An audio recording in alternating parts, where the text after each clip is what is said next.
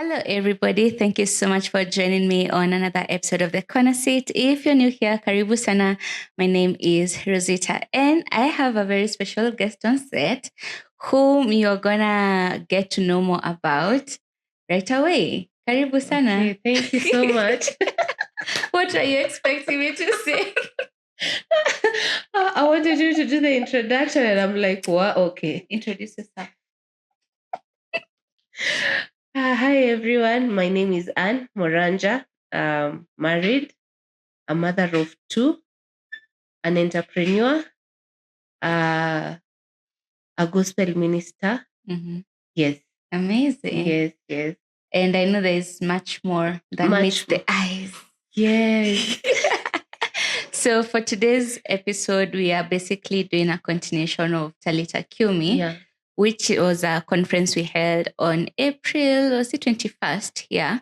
And we had so many questions that were asked by those who attended the conference. Yeah. And so we said, because we didn't have enough time to address all the questions, we were going to meet later on as a panel and answer all the questions that were asked. So that is this video. Yeah. And I'm excited to get to feel like a continuation, you know? Yeah, we had an amazing time during... Amazing.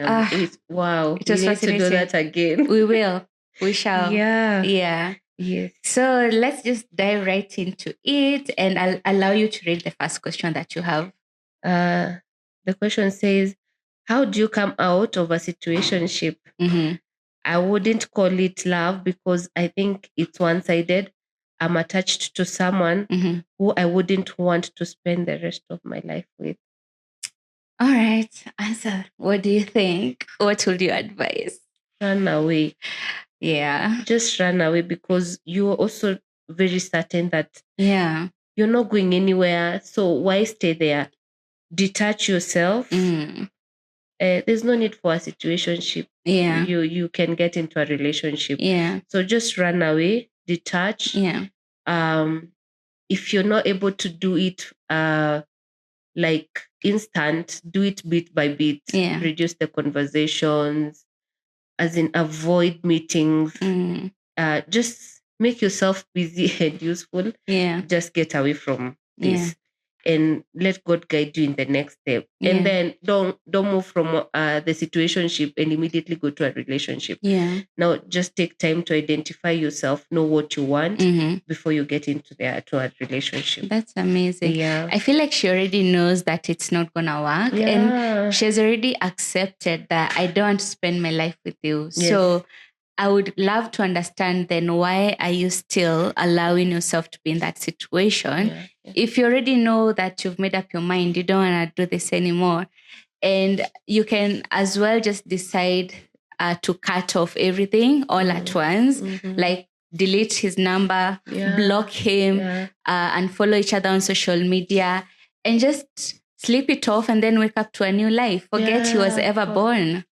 Actually, like the way Isaiah says, forget the former things. That's the former thing. Yeah. We are forgetting. Do it, forget it. And look forward for what God is about to do. Yeah. But I know it's easier said than done. But because I've been there where, you know, this is a situation that you don't want. Why are you laughing? Because I've been there too. I thought you were laughing at me. I was like, God. I have been there.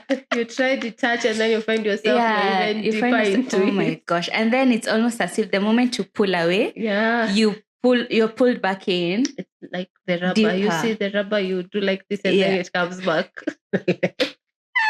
So I would just recommend, instead of trying to pull away, just cut off everything, you know, just cut it off. Feel the pain, lean into it, and then just allow yourself the ability to just move on and be in a happy relationship. You know? True. All right. The next question is, how do you know when a man loves you? Girl, if he loves you, you'll know. Yeah, you will.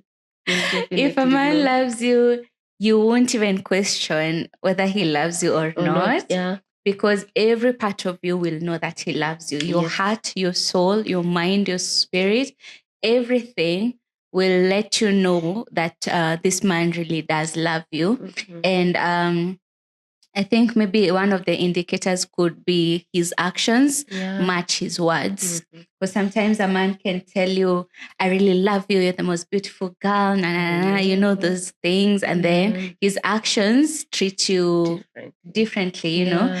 Yeah. So if his actions and his words are in sync, then that's one of the things that you can use to know that he loves you. But I feel like if you're already questioning whether he loves you, then he probably doesn't love you. Oh, that's painful. Yeah, it's painful. But again, there's a conviction within you that will tell you that he loves me. Yeah. You know, like personally, I'm married. Mm-hmm. And now when you're married, it's not like you will feel the lovey-dovey. Yeah, it's not the feeling. It's not the feeling. So at times, if I go with the feelings, honestly, I say that he doesn't. Because there are conflicts.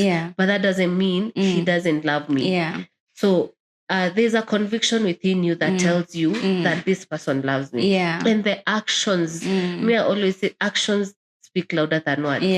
So the actions will tell you the way he treats you, the way he associates with you, it will tell you a lot. So focus on the deeds, so that you if and as Rozitta has said, if you're questioning it, probably you're not even. I'm sorry. But don't worry. There's a man out there for you. Everyone has their person. Their match. Actually, it's in the Bible. It is. None shall lack her mate. Yes. So don't be discouraged. Yes. On to the next one. Next question. How do you handle constant comparison, negative talks, and feeling worthless? Wow, that's a deep question. This is deep. This is deep. That feels like it should be just its own episode. I know. Yeah, what would you say about it? I think I've been there of constant comparison. And then, okay, I wouldn't say much of negative talks, because in terms of negative talks, you can choose to block them because you know who you are. But the most painful thing is when you are compared, that you're compared to someone. Or if you compare yourself to someone. You know, one thing I've learned is not to compare. I don't compare myself. Because your life cannot be my life. You know, the way you do things can, and if I compare myself with you, I'll be unable to do my assignment. You remember in the book of Songs of Solomon, where the Bible says that do not laugh at me because my face is parched. I've been busy working for my brothers, and my own vineyard I've forgotten. Wow. So now that is so deep. Now if you keep on comparing yourself, you're competing with someone's vision. You're not competing with yourself. Now you end up doing what I end up doing what Rozitta is doing and forgetting my own assignment. Your own, So in terms of negative talks, choose to affirm yourself. Choose to know who you are. Once you know who you are, even if I have a negative opinion about you, that won't affect me, because deep down my heart, I know this is me. Now, that is, I really didn't know if this person was asking about a constant comparison, whether it's within herself or it's someone comparing her. I feel like she's talking about herself. Like she keeps comparing herself to other people. And that's why she has a lot of negative talk and struggling with self-worth. And comparison can be a tricky thing to do. And I feel like I was there. I'm going to just be very open and let you know. I used to compare myself to Wabosha. Okay. You know Wabosha? Maxine Wabosha? We are age mates. Like she's literally 10 days older than me.